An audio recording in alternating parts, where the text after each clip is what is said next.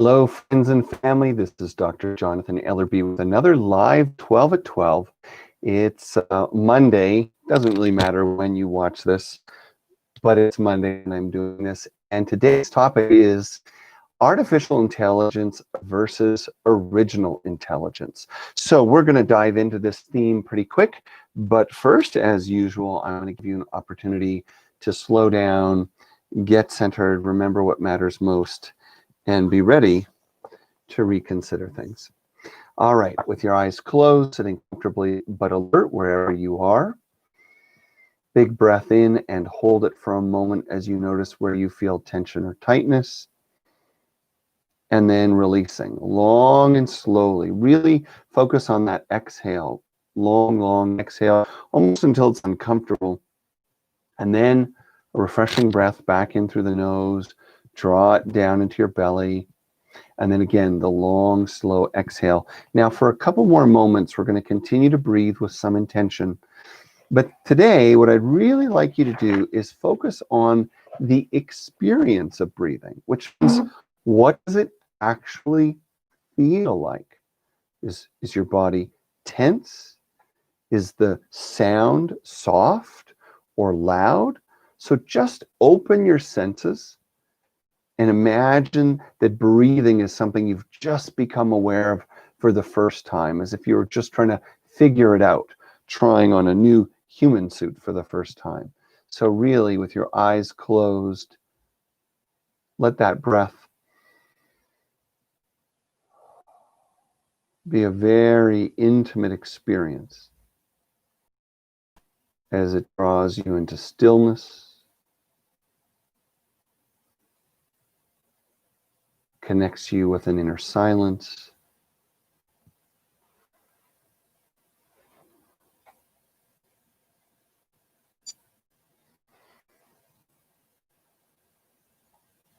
and reveals a much greater landscape than we are normally aware of as we breathe each moment without much thought at all.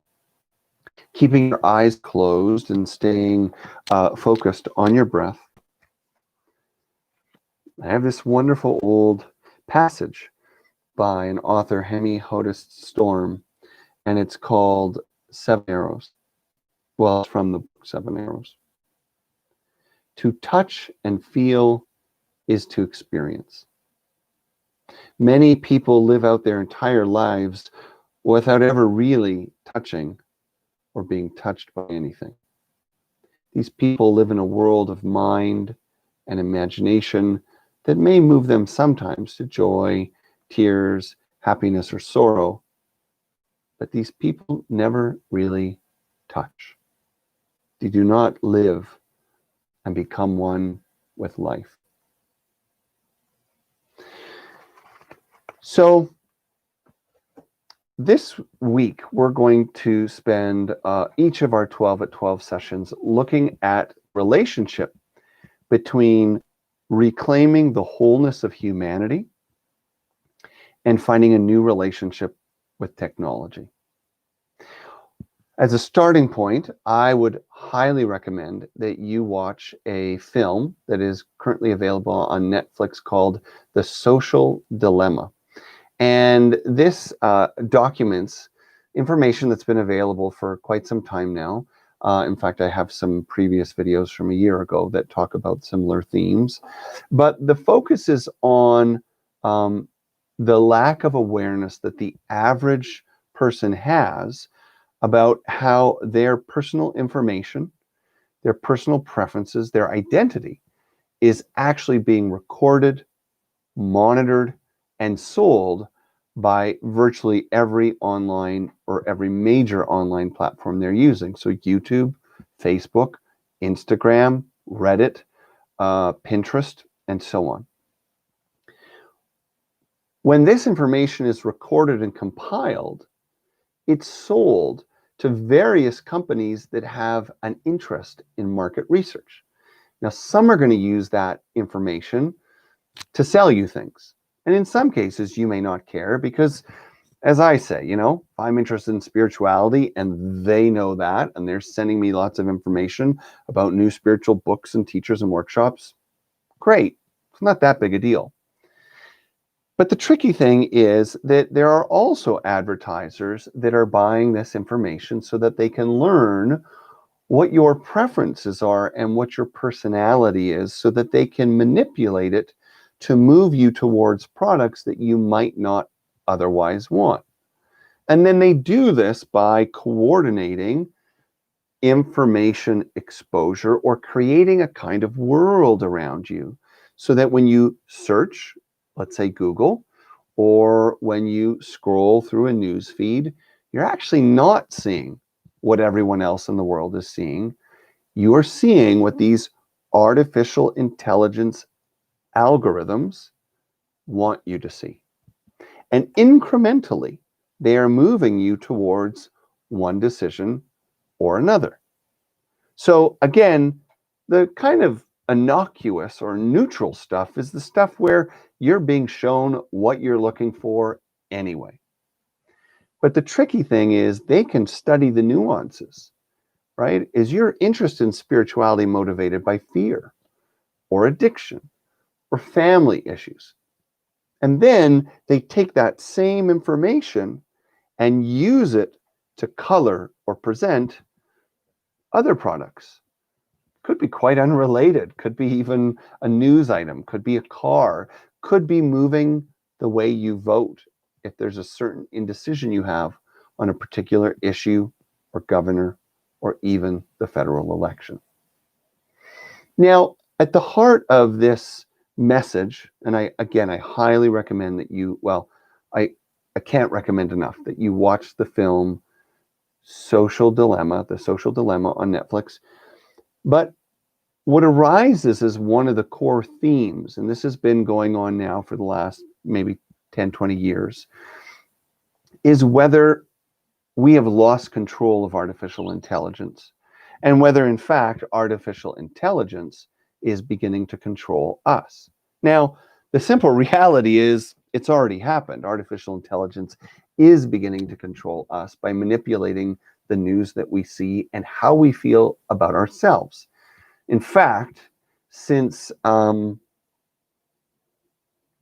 2008, the research is conclusive that depression, anxiety, and suicide rates have skyrocketed with direct connections to screen time and social media engagement, particularly among teenagers and younger adults. It's pretty crazy, right? And yet, the thing that is often missed in the conversation about artificial intelligence is not just how do we regulate how much we consume, how much we're exposed to, how much information we give up, and how comfortable we are with that. But the real question that I think catches my attention is whether there's an antidote to the harmful effects of highly technologically dependent lives. In other words, it's not just, for me, about what it's directing us to. It's also about what it's taking away from us, what it is removing from our experience, and what it is diminishing in our sense of importance. As an example, when you're preoccupied with social community online, we can often give up our investment in searching for social community in person. We can sometimes become satisfied by films and activism relating to nature online, but not actually get out into the wilderness. Little by little, some of the most essential qualities of being human, like engaging life with our full senses, sitting face to face with a friend, being involved in community, getting your fingers dirty in nature, all these things can't be replicated online, will never be replicated online, and are absolutely essential to our experience of self and spirit and wholeness. And so I invite you to consider that there is a balancing force that works directly, either you could say in concert with, or you could even say against artificial intelligence, and that is original intelligence. You see, one of the tricks of science, which is not implicitly a negative field at all, it's miraculous and wonderful and important, but one of the implicit traps of science is that it implies a certain kind of dominance or authority over truth. And as we learn to give over our own sense of truthfulness or what is true for us, we start to be trained or conditioned to look outside for truth.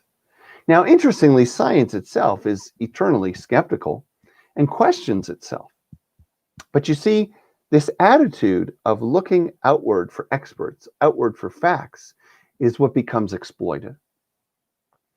In the social media world today, we find that fake news is actually 9 times more likely to be followed, to be read, and believe it or not, believed than truthful, factual news. 9 times.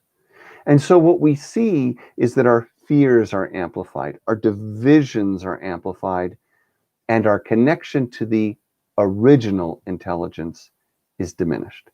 You see, this is really the main conclusion that I wanted to share with you today, which is that we can have all kinds of opinions, fears, celebrations, horrors relating to artificial intelligence, but none of it really has any significance, meaning, or power if you yourself understand that there is an intelligence that precedes it, that predates it, that predominates it, that we as human beings have the extraordinary capacity through meditation, through contemplation, through deep listening, through solitude, through emotion, and yes, even through embodiment, we have the unique capacity to access intelligence, the intelligence of the universe, literal, real intelligence, guidance on how to find health, guidance on our work, guidance on our relationships, guidance on what is truthful and wholesome for us. There is an original intelligence that can never be replicated, but it can be replaced if we are distracted and we forget the original intelligence that's available to us. You can call it the living energy of life, you can call it spirit, you can call it God, you can call it nature and evolution. I don't care what you call it. But the original intelligence is quite literally what has been guiding, shaping, and binding our universe together since the very beginning. It is the laws at the atomic level. It is the laws at the astronomical level. It is the laws that we see that create sustainability in relationships and work. There are innate patterns and designs in the world that we live in, and that is the original intelligence. And your task, your responsibility is simply not to let anything replace that. So you can have your phone, you can have your screen. There are so many incredible things we can do with technology, but you never lose touch from that which connects you to the intelligence that transcends. So we're going to talk more about this this week. Thank you for being here or for watching whenever you watched. And please don't forget to subscribe to my YouTube channel because I need to play the game too. And it's a way that we can share this great information with others. So start thinking about that original intelligence and where you place your energy, where you place your priorities in decision making, time, energy, attention, and the screens that are in your life. All right. Lots of love. I'll catch you soon. Bye-bye.